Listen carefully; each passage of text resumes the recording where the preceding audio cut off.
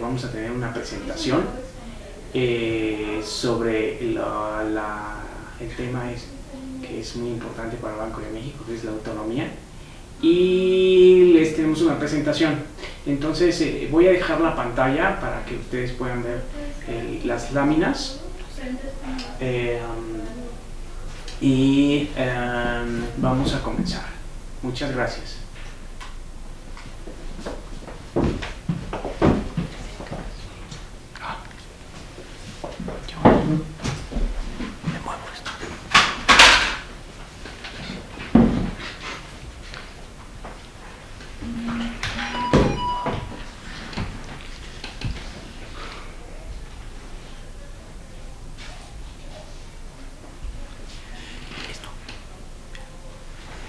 Bueno, vamos a empezar. Yo les mencionaría antes de que empezáramos de que este tema de autonomía es un tema que es muy relevante, ha adquirido mucha importancia en los últimos años.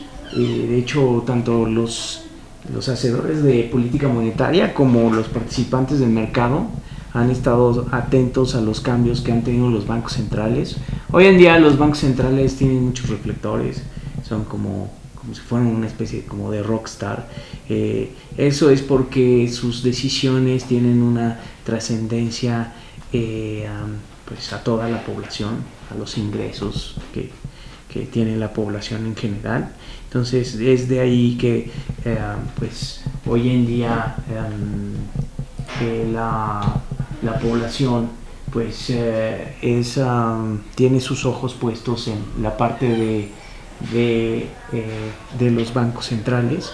Entonces ahora pues las autoridades, no solamente las autoridades como puede ser el presidente de la República, sino también los participantes del mercado o pues el ejecutivo, el legislativo, la parte judicial o los mismos partidos políticos pues tienen interés en las decisiones que toman los banqueros centrales.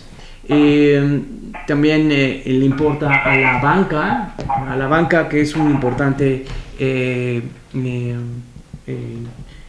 actor dentro del sistema financiero, y pues por supuesto a los economistas, a otros bancos centrales. En México pues desde 1994 se adoptaron instrumentos, reglas en el máximo rango de ley. De hecho, esto da como una seguridad y permanencia a las decisiones fundamentales que pues, tiene nuestro Banco Central, y estas están puestas en el artículo 28 constitucional, ahí en el sexto y séptimo párrafo, que garantizan pues que el Banco Central pues sea autónomo en la administración y en el ejercicio de sus funciones, así como la intermediación de servicios financieros y otras cosas que tenemos nosotros relativas a lo que gira en torno al dinero. Los objetivos que tenemos, los objetivos centrales, primordiales, pues es procurar la estabilidad de precios, el poder adquisitivo de la moneda nacional, y con ello pues se fortalece este encargo que tiene el Estado por desarrollar a la economía nacional. O sea, pone más fácil el terreno para que el Estado pueda desarrollar sus funciones.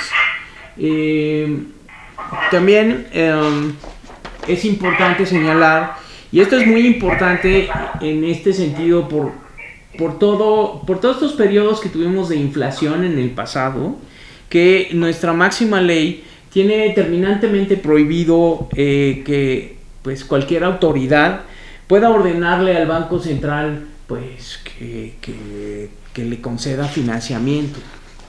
Esta es una diferencia fundamental con el pasado, y es importante que esté pues en esta máxima ley porque pues está por encima de cualquiera de las reglas o códigos, etcétera.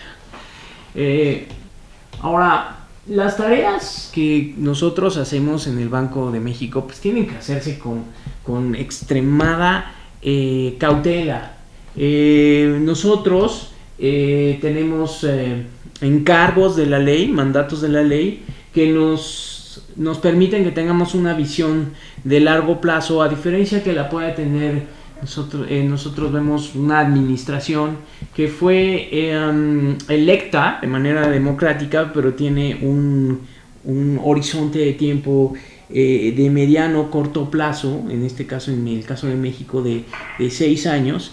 En cambio, el Banco de México, pues, desde el 94 está definido que nosotros debemos de buscar como objetivo prioritario la estabilidad de precios. Eso lo hace como un horizonte de largo plazo. También, pues, al concederle la autonomía, estas tareas autónomas que tiene el Banco de México, pues eso pues, nos permite que se genere no solamente pues más posibilidad de que nosotros podamos hacer las cosas y que eso genere eficiencia, sino que también pues eso hace que pues genere confianza.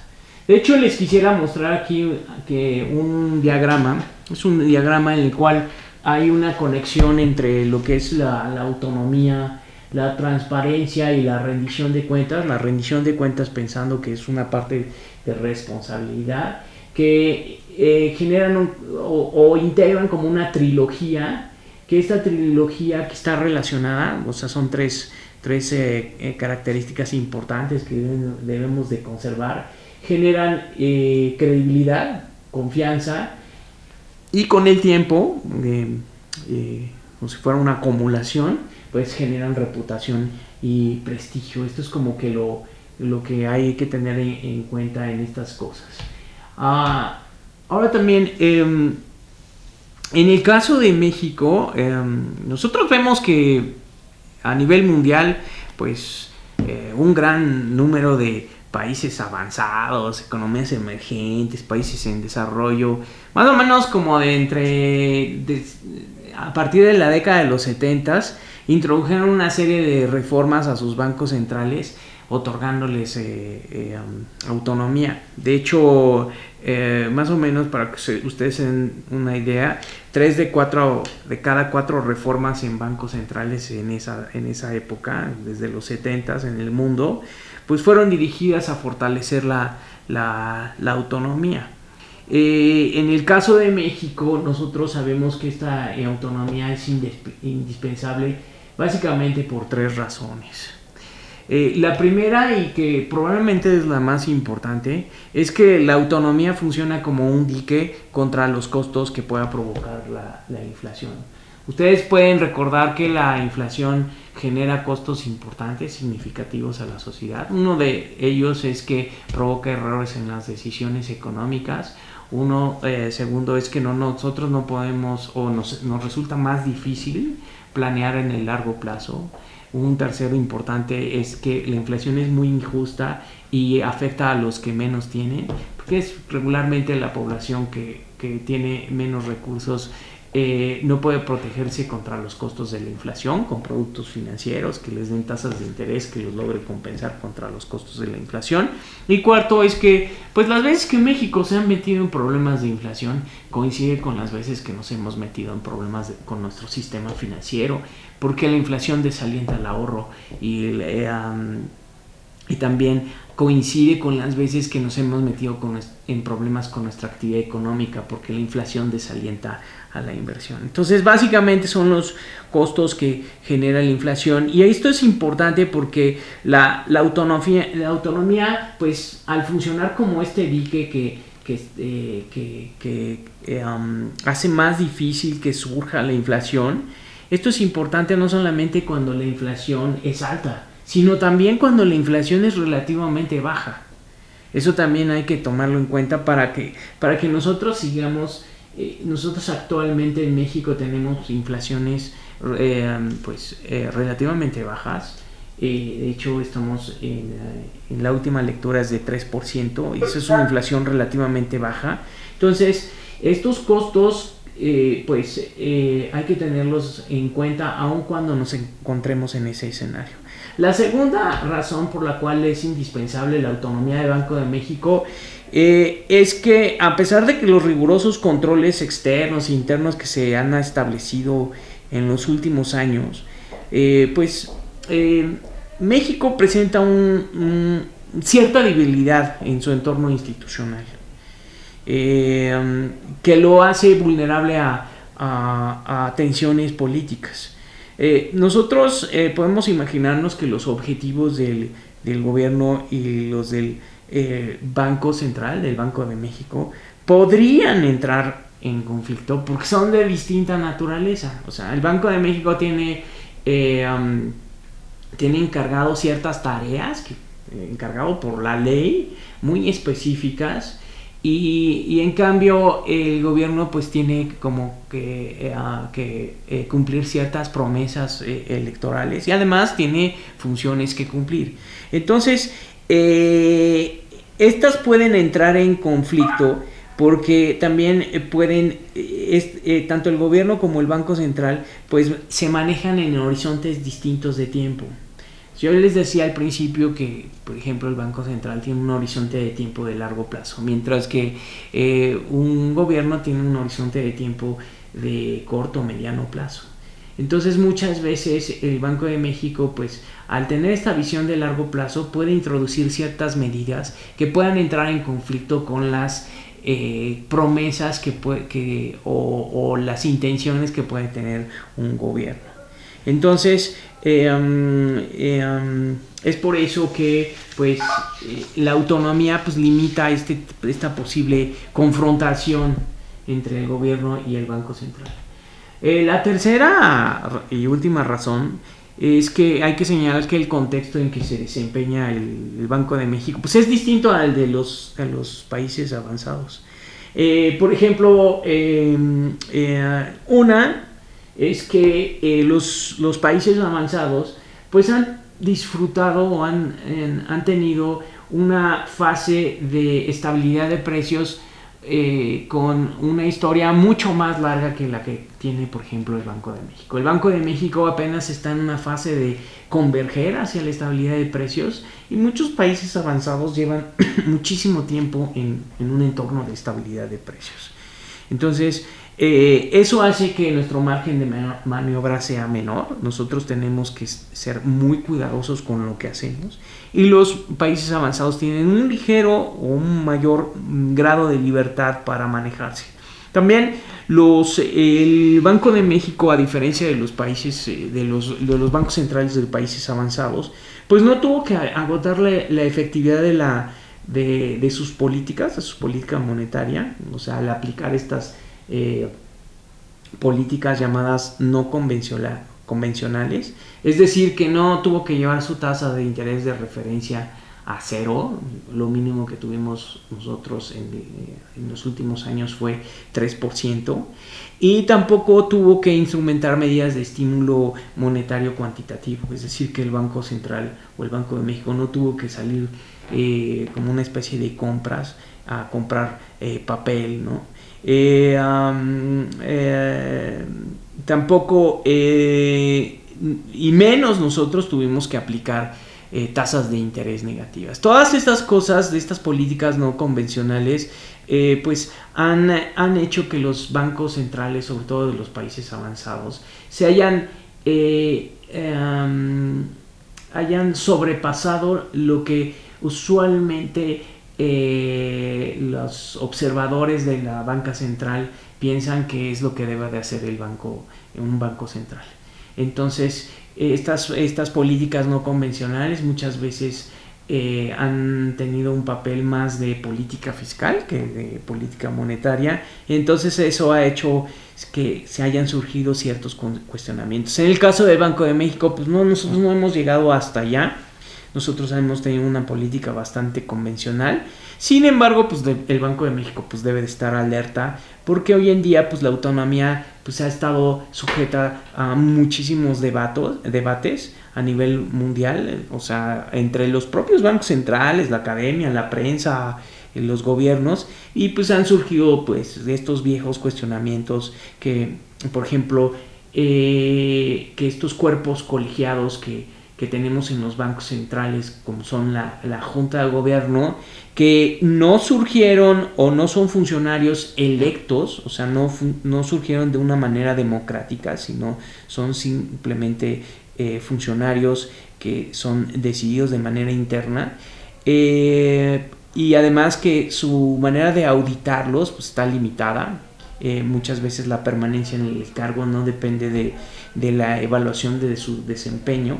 Pues eso ha hecho que pues surjan este tipo de cuestionamientos de los bancos centrales. Entonces por eso tiene que estar atento el Banco de México a esa parte. Y además pues debemos de pensar en que pues los bancos centrales han tenido esta parte de sobrepasar los límites de la autonomía. Entonces por eso tenemos que estar atentos a esta parte. Ahora, la autonomía, ¿qué es? ¿A qué nos estamos refiriendo con autonomía? La autonomía viene del griego, de dos partes, de dos palabras. Una es auto, que significa uno mismo, y la otra es nomos, que significa norma. Y la autonomía, en un sentido institucional, es la facultad de autolegislarse con cierto poder de gestión. De hecho, nosotros lo que vemos es que es la capacidad de darse órdenes junto a la libertad de decidir bajo un mandato claro, una idea, una tarea clara y con rendición de cuentas. De hecho, es una forma como de división de poder. La autonomía se refiere a una situación de independencia relativa, y a diferencia de la soberanía, que significa una situación de independencia total, la autonomía es un concepto restringido, porque con la autonomía pues no hay separación de la banca central respecto a los poderes públicos. Entonces aquí pues vemos diferencias entre soberanía que es independencia total. Ahora, dependiendo de la forma de organización, hay distintos grados de autonomía. Nosotros encontramos tres. Uno de ellos es la centralización. La centralización es la dependencia de un subordinado ante un jefe, ¿no? De un mismo órgano administrativo. Por ejemplo, dentro del gobierno federal, los secretarios de Estado dependen en su actuación de las instrucciones que les dé el presidente de la República, por ejemplo. También hay otra forma de organización, que es la desconcentración, que es una situación en donde alguna autoridad delega funciones en favor de un órgano subordinado. Por ejemplo, encontramos el caso de la Secretaría de Hacienda, que en las funciones de supervisión bancaria, eso se lo delega a la Comisión Nacional Bancaria. Y por último, tenemos como otra forma de organización está la descentralización, que es una condicionante organizativa mediante el cual el Estado cede parte de sus funciones a un órgano que se considera más conveniente que haga ese trabajo.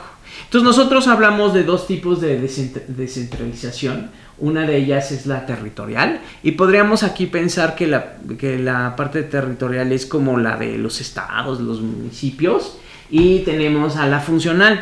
En la funcional ahí entran los órganos autónomos, corporaciones del Estado y otras cosas. Entonces, por ejemplo, aquí en la funcional está Banco de México, pero hay otros como INEGI, el INE, el INAI, la Comisión Nacional de Regulación de Energía, la Comisión Nacional de Hidrocarburos, la COFESE, el Instituto Federal de Telecomunicaciones. En sí, en México, pues el primer tipo de administración descentralizada pues, fue la territorial. O sea, pues, a partir de 1917, pues los estados y municipios tienen un principio de personalidad jurídica y administrativa. Y en el 1929, pues el primer órgano autónomo que adquirió autonomía pues, fue la UNAM en 1929. Y ustedes se podrían imaginar que los órganos autónomos pues tienen pues características comunes. Y estas las vamos a encontrar en el Banco de México también, obviamente. Que es la libertad de administrarse a nivel presupuestal, de generar normas, a nivel financiero, independencia de criterio, es decir, que no reciben, por ejemplo, el Banco de México instrucciones del presidente, nula influencia política. Esto es muy importante para la parte de autonomía, sobre todo en la parte de no órgano autónomo que pertenece al Estado mexicano, como lo es el Banco de México, y que los nombramientos de la alta dirección pues son de mayor duración que el periodo político. Aquí también vamos a ver que es importante en el caso de Banco de México. Y la capacidad de tomar decisiones pues se hace de manera colegiada. También aquí hablamos de la llamada Junta de Gobierno que tenemos nosotros en Banco de México. Aquí, pero ¿qué es la autonomía ahora de los bancos centrales?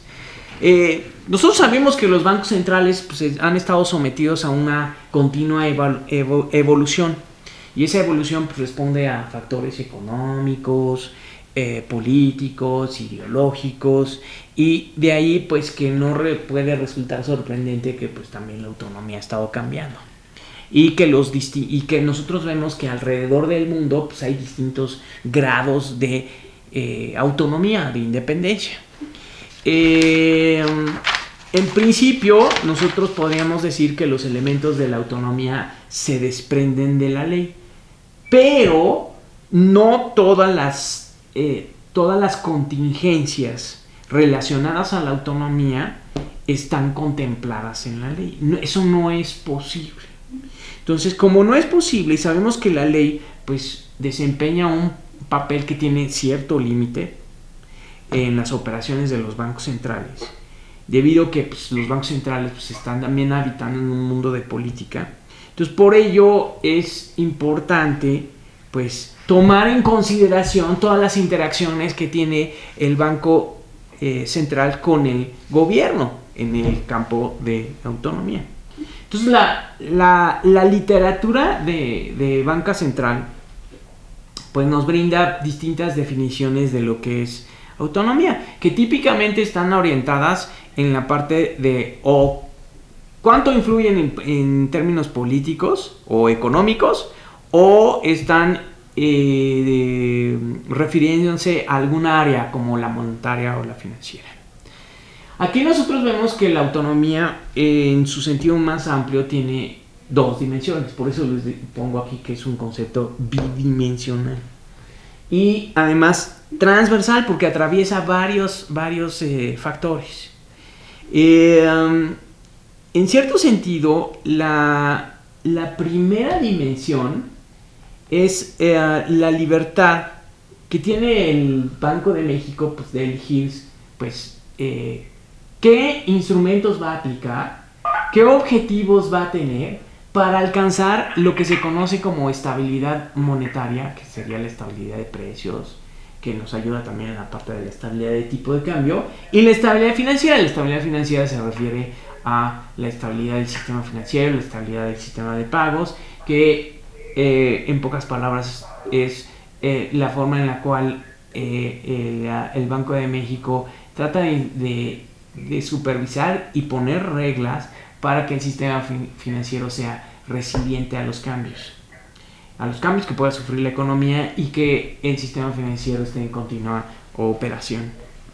Entonces, ese sería como un tipo de autonomía operacional que tiene que ver con los instrumentos.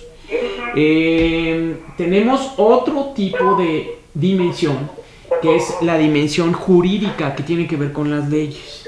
Aquí nosotros lo que vemos es que estas leyes están encaminadas a reducir el nivel de influencia que puede tener el gobierno federal con el Banco Central en términos de sus objetivos, de su estrategia, o inclusive que directamente influya en su personal.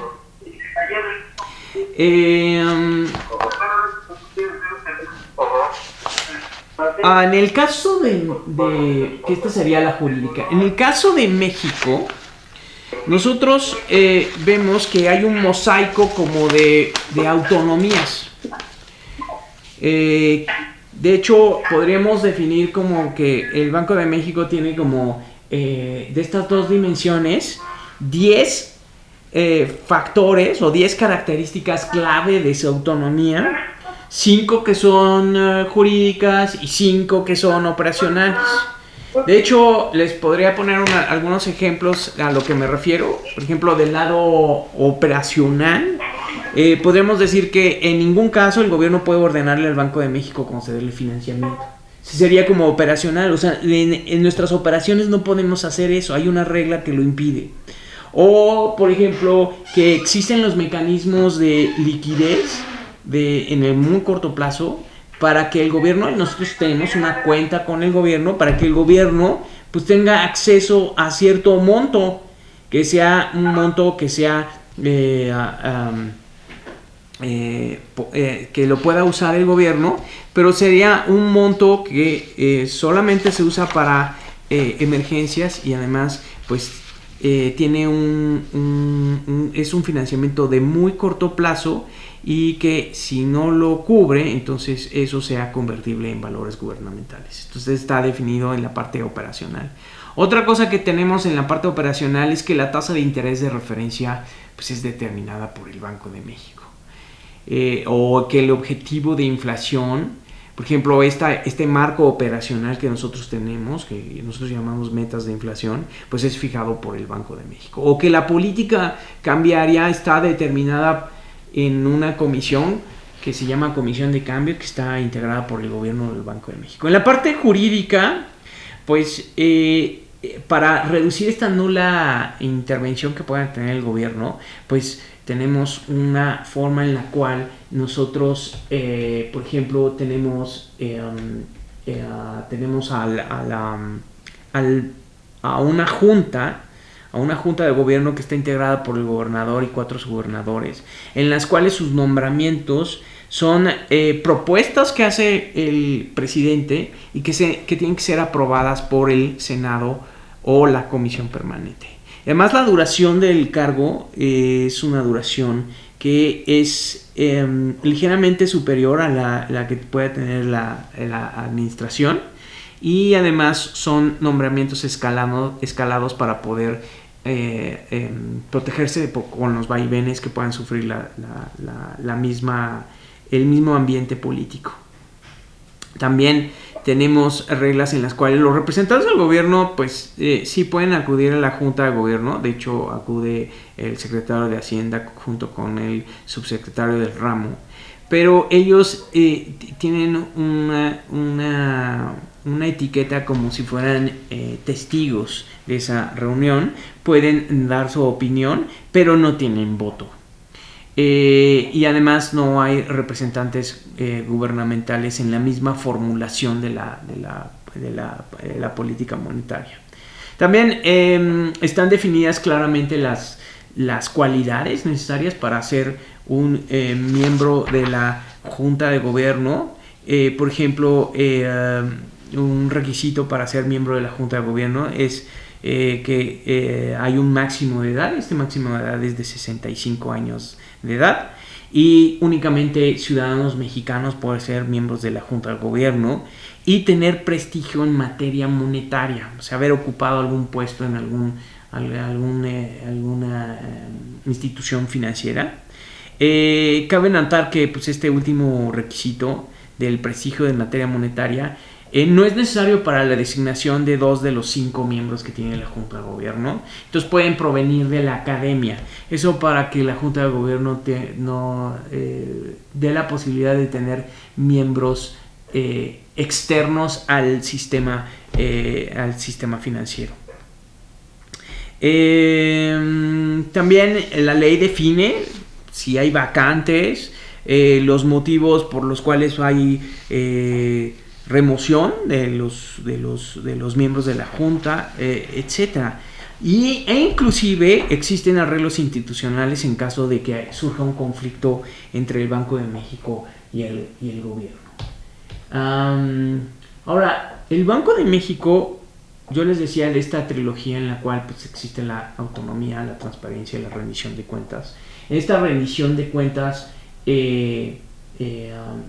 muchas veces el Banco de México rinde cuentas por su propia conveniencia, porque así es más fácil hacer lo que nosotros hacemos, pero también está definido por la ley. De hecho, el Banco de México está sujeto a muchos controles.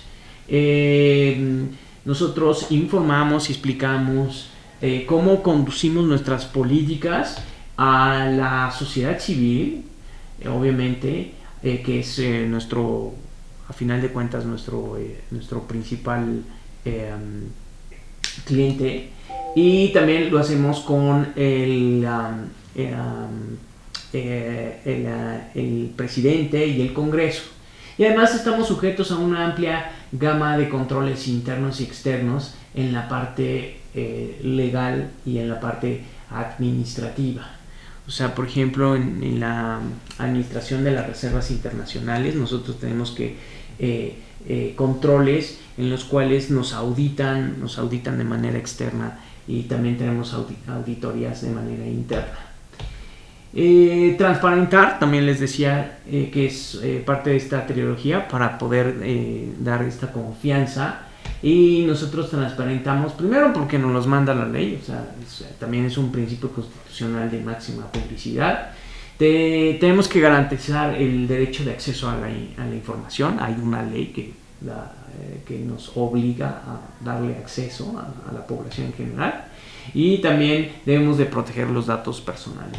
Entonces aquí hay unos ejemplos. Nosotros básicamente desde hace ya algunos años nuestra canal de comunicación pues ha sido a través del internet, de nuestra página web, de redes sociales, y también nosotros tenemos contacto con el público en general, ¿no?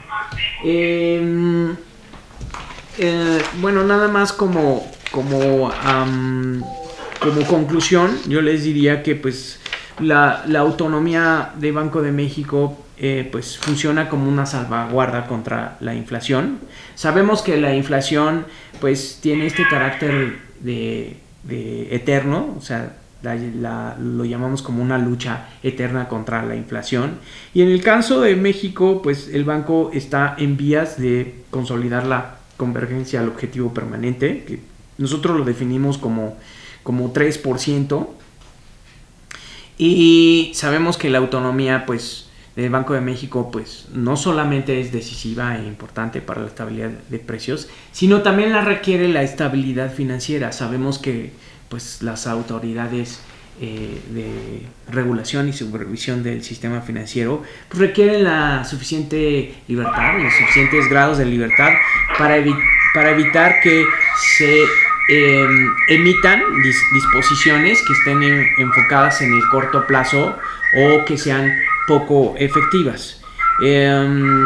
Sabemos que desde la crisis financiera global la expansión de mandatos, herramientas, estructuras institucional de Banco de México pues no ha sido de la misma magnitud que de algunos bancos centrales en países avanzados, pero sabemos que la interacción entre la política monetaria y financiera y su independencia en el contexto de nuevos poderes tiende a ser más compleja. Entonces, por eso el Banco de México pues no se ha alejado de estas funciones neurálgicas, o sea, las funciones centrales como hacedor de política monetaria o prestamista de última instancia, y tampoco su relación con el resto de las autoridades financieras se ha contaminado con presiones políticas.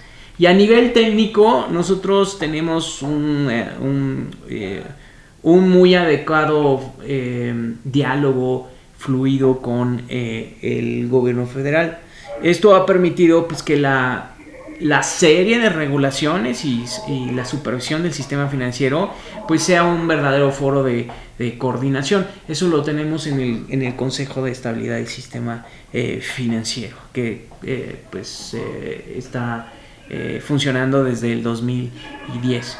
Sabemos que las nuevas tareas de los bancos centrales en este entorno, ese ambiente de irrupción de tecnologías, por ejemplo, que pueden ser las tecnologías de los activos virtuales o todo lo que estén alrededor de estos activos o empresas que del fintech, pues ha conducido a que la rendición de cuentas pues, sea más compleja. Entonces el Banco de México tiene mecanismos de rendición de cuentas a nivel legal para el Congreso y su comunicación y educación financiera para el público en general. Entonces con esto terminamos la presentación. Entonces quisiera abrir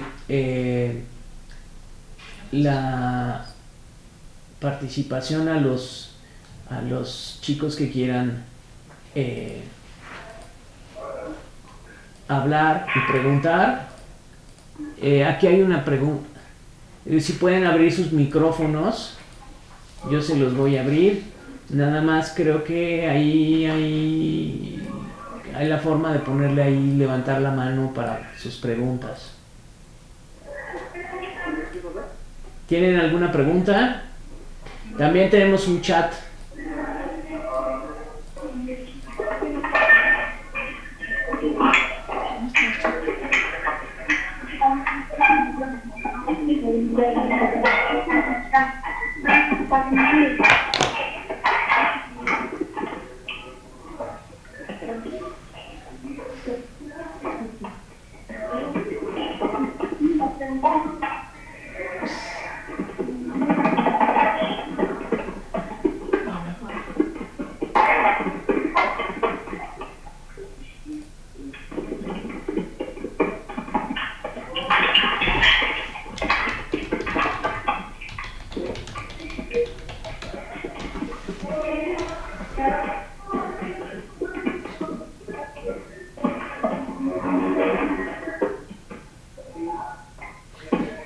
Por favor pongan sus preguntas, voy a tener aquí abierto el chat.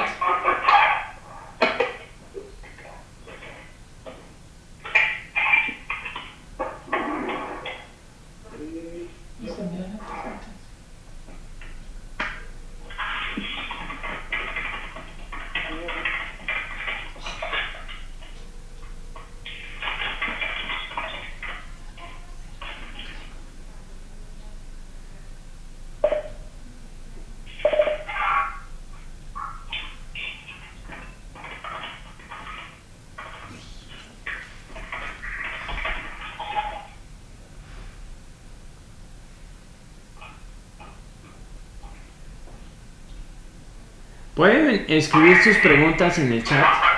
Sí. ¿Cuál es la diferencia entre autonomía de la UNAM y autonomía de Banco de México? Bueno, a ver. Tenemos aquí... A ver, espérenme. Silenciar.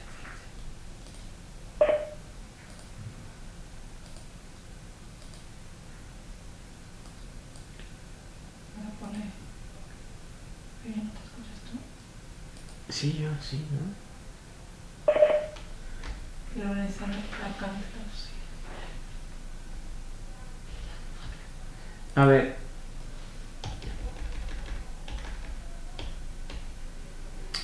Estas son las características comunes de los organismos autónomos. Una gran diferencia entre la UNAM y el Banco de México es que el Banco de México pues tiene una libertad de presupuestal mucho mayor que la UNAM. La UNAM depende del presupuesto que de recibir, de que reciba el presupuesto del Estado mexicano. Nosotros básicamente, pues nosotros nos generamos nuestro propio presupuesto. Sin embargo, estamos atados a que el presupuesto de nosotros tiene que estar alineado con el presupuesto del Estado mexicano, salvo la parte de emisión. En la emisión nosotros tenemos una ventana en la cual nosotros podemos ejercer más presupuesto de lo que usualmente ejerce el Estado mexicano. Por ejemplo, el Estado mexicano puede decir que de un año a otro va a ejercer 3% más de presupuesto. Entonces todos los órganos autónomos podrían tener este aumento de presupuesto, y en el caso de la UNAM tiene que seguir el presupuesto que fue aprobado en la Cámara de Diputados. Nosotros en cambio nosotros tenemos libertad para administrarnos, y solamente tendríamos que alinearlos con este 3% de aumento del presupuesto a nivel general. Esa sería una gran diferencia. La otra podría ser que el Banco de México tiene tal vez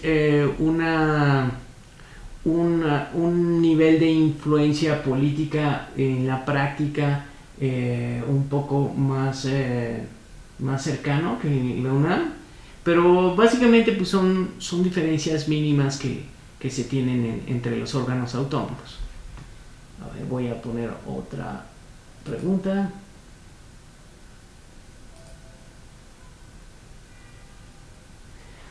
Bueno, las auditorías internas se realizan a cada rato. Son auditorías que los mismos procesos internos del banco las están haciendo. Las auditorías externas, bueno, yo diría que hay dos tipos de auditorías. Una en la cual el Congreso en cualquier momento puede llamar al gobernador a rendir cuentas. Regularmente lo mandan a llamar cada 6 meses. Hay un grupo en la Cámara de Diputados que lo puede llamar a rendir cuentas. Y la otra es que pues nosotros tenemos la auditoría de la auditoría federal de la superior de la auditoría federal que forma parte de la Cámara de Diputados. Y también tenemos una auditoría que nosotros la pagamos, y esa es externa, y esa se realiza cada año. Y esa es lo que audita, son los estados financieros que tiene el Banco de México, son auditados. De hecho, los firma un despacho de contabilidad, y eso también es una forma de auditoría. Pero hay muchísimas auditorías. Las auditorías las hace la iniciativa privada, las hace el propio Banco Central, y también las hace el propio gobierno federal.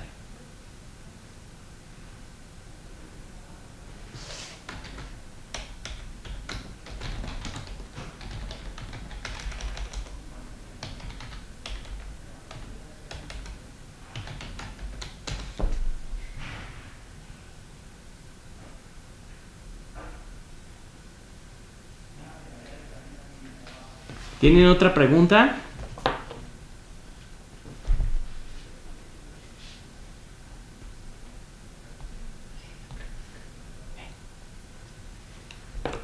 La auditoría, ¿alguna firma conocida?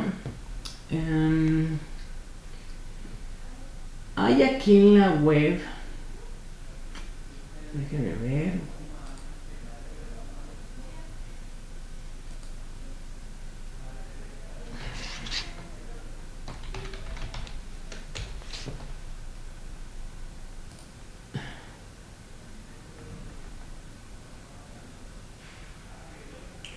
Publicaciones. están...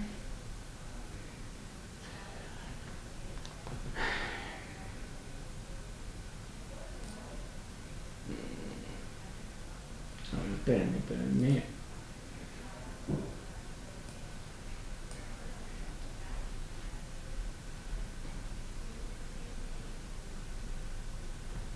Investigación.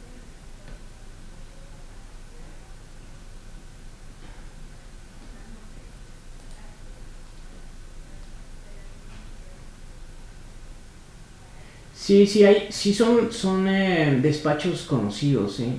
Lo que pasa es que aquí no sé cuál es el último, si hay un reporte del último.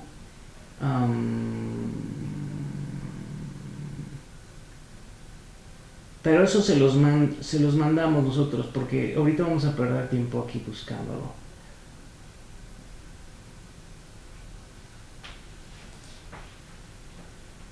A ver si está aquí. Riesgos. No, aquí no está.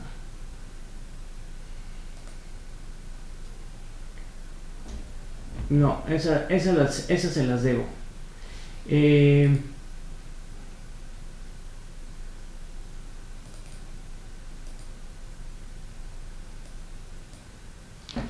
¿Hay alguna otra pregunta? Ya estamos a punto de finalizar. Sí, el gobernador tiene un periodo determinado de 6 años, pero se puede reelegir. Y el gobernador inicia su periodo a la mitad de la administración.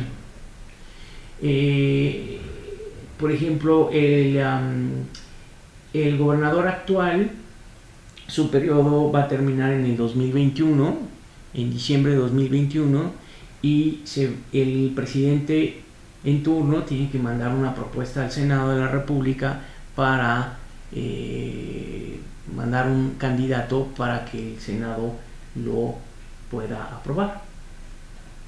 Entonces, ese candidato puede ser el mismo Alejandro Díaz de León o puede ser otro candidato. Bueno, yo les decía que en esta parte de la autonomía, que por qué es importante la autonomía del Banco de México, es que es un prerequisito para poder combatir la inflación. Entonces, para que sea más fácil combatir la inflación, entonces es más fácil combatirla desde un banco central autónomo que un banco que dependa del gobierno federal. Cuando el Banco de México dependía del gobierno federal, entonces nosotros éramos obligados a concederle de manera sistemática al gobierno federal financiamientos que provocaron inflación. Entonces, una forma de cerrarle la ventanilla a la inflación es tener un banco central autónomo. Eso sería básicamente la primera y más importante razón por la cual ustedes deberían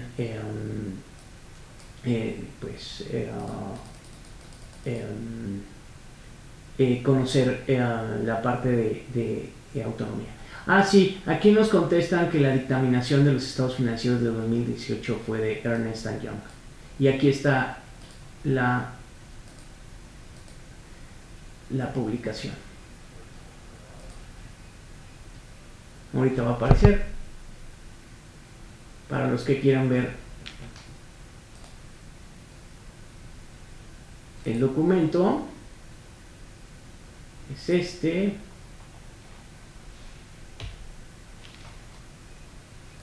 Y aquí está Banco de México, estados financieros dictaminados 2018 y 2017.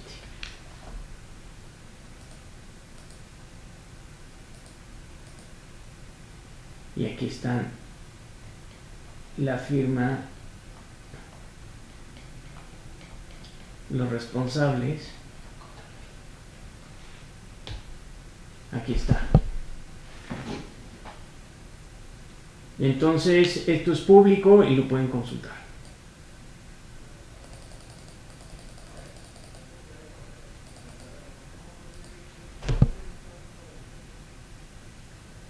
Bueno, eso es todo. Muchas gracias por su participación. Entonces estamos a sus órdenes por si tienen alguna duda sobre el tema de autonomía. Muchas gracias.